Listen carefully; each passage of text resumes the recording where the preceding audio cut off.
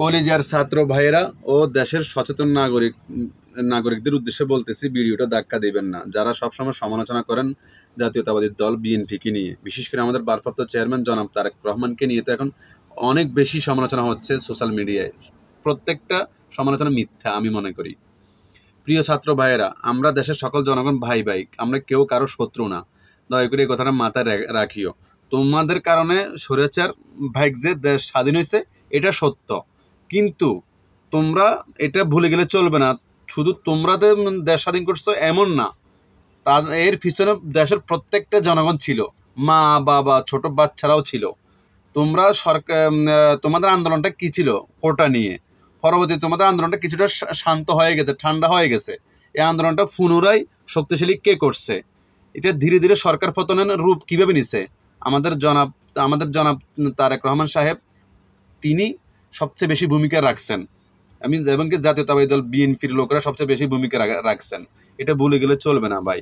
আমি এত কথা বলবো না, আমি শুধু একটা কথা বলবো, দেশের প্রত্যেকটা জনগণ রাস্তায় নেমে এসেছিল, এই জন্য সরকার পতন হয়েছে। তোমাদের একার দ্বারা হয় নাই ভাই। হিংসা না, বোঝার জন্য বলতেছে, শুধু একতরফ বা একজন আরেকজনকে দোষারোপ করিও না। এতে করে দেশ ও দেশের মানুষ ক্ষতিগ্রস্ত হবে ভাই। দয়া করি আমাদের ভারপ্রাপ্ত চেয়ারম্যান জনাব তারেক রহমানের পুরো কথাগুলো শুনে যেও। হিংসার জন্য বলতেছি না, একটা লোকের জন্য পুরো দলের লোককে দোষারোপ করা ঠিক না। আর জনাব তারেক রহমান সাহেবের মুখের ভাষা কখনো খারাপ দেখেছো? কারো বিরুদ্ধে খারাপ আচরণ করেছে তিনি? কেন তোমরা একটা নিরীহ মানুষকে নিয়ে সবসময় সমালোচনা করতেছো ভাই? শুধু বলতেছি সবাই মিলে দেশকে ভালোবাসো ভাই। কারণ আমি সবসময় এটাই ভাবি, আসলে তোমরা যা দেশের যত লোকে আছো দেশকে নিয়ে ভাবো না, দেশকে নিয়ে একমাত্র ভাবি আমরা প্রবাসীরা। আমরা প্রবাসীরা যদি না থাকতাম, রেমিটেন্স না পাঠাইতাম, আমার মনে হয় আরো আগে দেশের খাদ্যের অভাবে অনেক মানুষ মারা যাইত। ঠিক আছে, ভিডিওটা পুরো দেখে যেও। হঠাৎ গুলি খেয়ে মরার কষ্ট আর ধীরে ধীরে ক্ষুধা মরা অনেক ভয়ঙ্কর। আমরা প্রবাসীরা, আল্লাহ পাক রব্বুল আলামিন আমরা প্রবাসীদের মাধ্যমে দেশের রিজিক দিচ্ছেন। আমরা প্রবাসীদের মাধ্যমে রিজিক কারো না কারোর মাধ্যমে আসতে হয়। একটা পরিবারের রিজিক আসে তার পরিবারের পুরুষের মাধ্যমে। ঠিক আছে, তো এটা মনে রেখো ভাই। আসলে হিংসা করি না, সবাই আমরা ভাই ভাই।